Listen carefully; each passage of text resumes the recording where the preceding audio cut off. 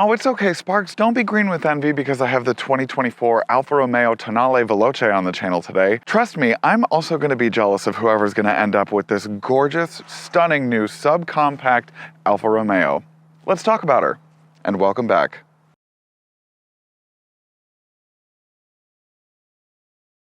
Welcome back to Sparkplug TV. My name is Chris, and I do car reviews for literally everybody, not just car enthusiasts. Before I begin today's breakdown, please don't forget to like this video, comment something down below, subscribe to the channel, and hit that bell icon so that you get notified whenever I drop a new video, which is whenever I can. Thank you for your support. And speaking of support, thank you to Johnson Maserati Alfa Romeo of Cary for sponsoring today's video. Johnson Automotive is known for providing exceptional service to luxury clients, and Johnson Maserati Alfa Romeo of Cary is no exception. If you want an ownership experience indicative of these amazing Italian machines, Johnson is where you'll find it. Link in the description below. What are you doing? Click on it right now. Go ahead. They have a great selection. Anyways, oh my goodness, I have been waiting for this one. I feel like I say that a lot, but I really have been waiting for this. It's the 2024 Alfa Romeo Tonale Veloce. Comes in 3 trims, starting with the Sprint, and then there's the TI, which is a mid-level, and then the Veloce. The Tonale in general starting at around $43,000, but this one is optioned all the way up into the upper 50s, about 58K. Not bad for a lot of car that you get. And you know what? Lately, I've been doing a lot of PHEVs, and this one is probably the more youthful of all the PHEVs that I've been driving lately. Well, I don't know. The Volvo was pretty youthful, but this one, let's keep talking about it. Now, the Tonale was introduced in 2019 as a concept vehicle, and I think they really stuck to the similar nature of that concept vehicle design-wise. However, I believe that they came out with the Tonale so that they could then create the Hornet to give Dodge a hybrid electric vehicle, because Dodge has been without one since everybody else has gotten one. I mean, Chrysler's got one, Jeep's got a couple. They are in desperate and dire need of it. But we're not talking about the Hornet, we're talking about the Tonale. And we're talking about this gorgeous Fangio Verde color that is $2,200 option, as well as the 20-inch revolver style wheels that are just so gorgeous with those red brake calipers. Come on. So, from my understanding, the Tonale is only going to come with one powertrain and one drivetrain. The powertrain being the 1.3-liter turbocharged inline 4-cylinder engine that is then tethered to a 100-kilowatt motor on the rear axle, providing a combined 285 horsepower and 347 pound-feet of torque, giving it a 0 to 60 of 5.5 seconds. Oh, and it's tethered to a 6-speed automatic transmission. Yes, I like that. I'm into that. The electric motor is then tied to a 15.5 kilowatt-hour battery pack that elicits 30 miles on pure electricity alone. Wow. If you forgot which side you need to plug your Tonale in on, Alfa Romeo's made it easy for you. They put this adorable little right-hand side of the Alfa crest and turned it into a snake with an electric plug as a head instead of it eating a man. Any less violent? The jury's still out on that. Regardless, it then points you directly below to the CCS plug that elicits level 1 or level 2 charging, which gives you about 100% on a level 1 charger in about 12 hours. And on a level 2 charger, you're looking at about 2.5 hours. And speaking on the design language, it keeps the traditional Alfa Romeo appeal with the shield-like grille. It does elicit this new kind of inlet right here for the air duct, and then you've got this partially fake air vent up here. But other than that, there's not a single bad angle on this car. It's just so stunning. Oh my God. Oh. Is that the level 1 charging carrying case for the Tonale Veloce? It is. Yeah. Yeah. Oh my God, it's literally so chic. Isn't it just so luxurious? All right, I'll get to the trunk in a second because I just wanted to round out the design language on the back end, because it's not really complete without talking about just how well designed the back end is. I really love how it comes to a rounded point here at the center of the back end. It's just gorgeous. This pane of glass, even just coupled with, you know, these side pieces right here, and then this little wing on the back, it's just so cool looking. And this is how you do a light bar. The application that this has made with this light bar is just gorgeous. And then the dual exhaust, come on, it's gorgeous. As you saw earlier, it does have a kick open tailgate that opens up into a teeny tiny little trunk. It's so tiny.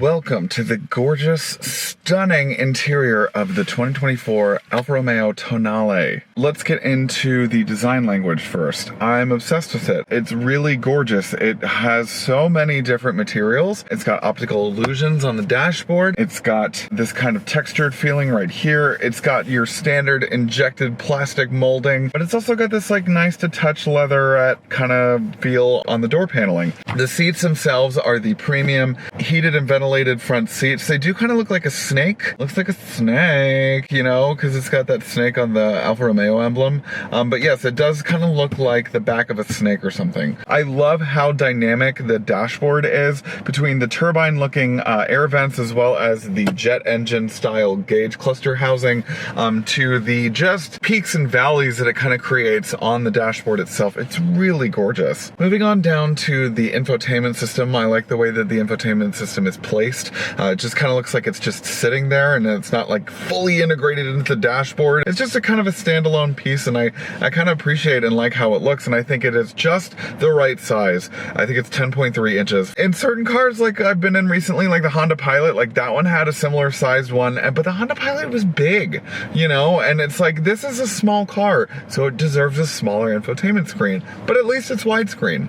I'll get back to that in a second. Now, the center console is the same kind of textured feeling that it's got near the door release. I really like the fact that they put the DNA selector here, and then they've got this Alfa Romeo badge Qi charging pad. The only kind of weird, I've got two qualms with the center console. Maybe it's ergonomic, I don't know. Maybe they want you to put your hand on here like this to turn the volume, but I just feel like I'm either doing it like this, which is not as convenient as kind of holding the entire thing and doing it like that. Equally, I like the Italian flag that is placed right here. I forgot to mention on the exterior, but the Italian flag is also on the side view mirrors as well. Yeah, some pretty deep cup holders, but the tiniest, in terms of width anyway, center console. It's so tiny, but it's rather deep. It is deep, so what it lacks in width, it makes up for in depth. If you've got an innuendo for that somewhere, go for it, gal. But let's move on to the tech and the features of it.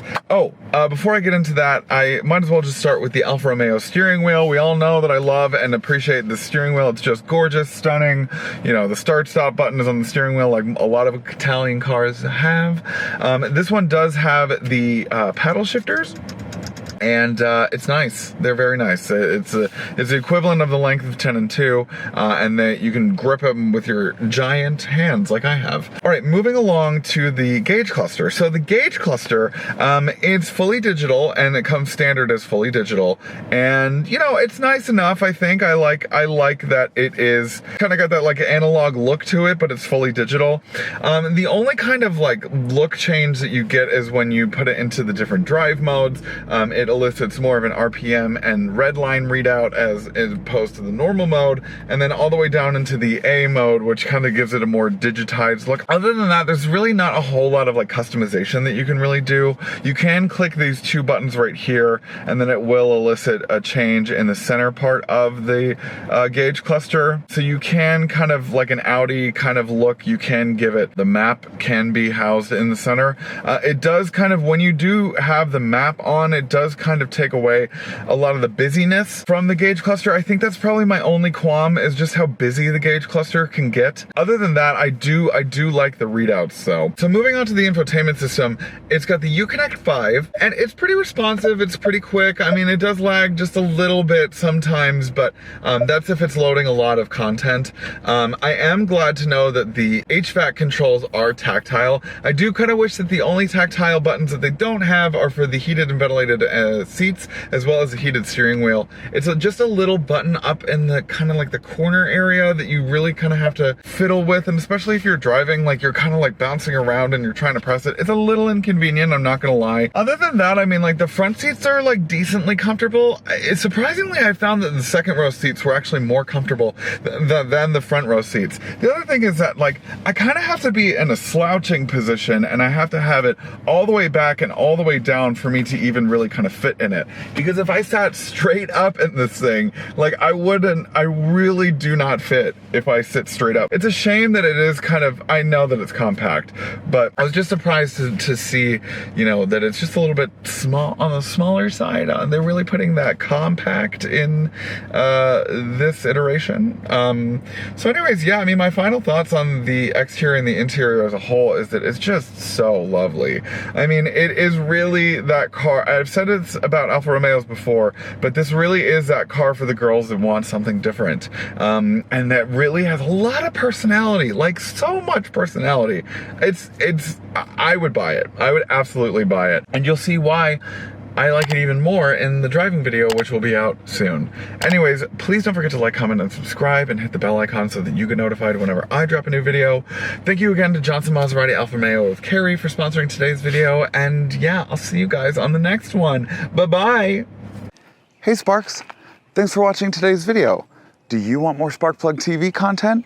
Then you can choose one of these 3 options. Right over here. The middle button is to subscribe to my channel, so please do that. Right over here. These 3. I can't see them in real life, but they're right here.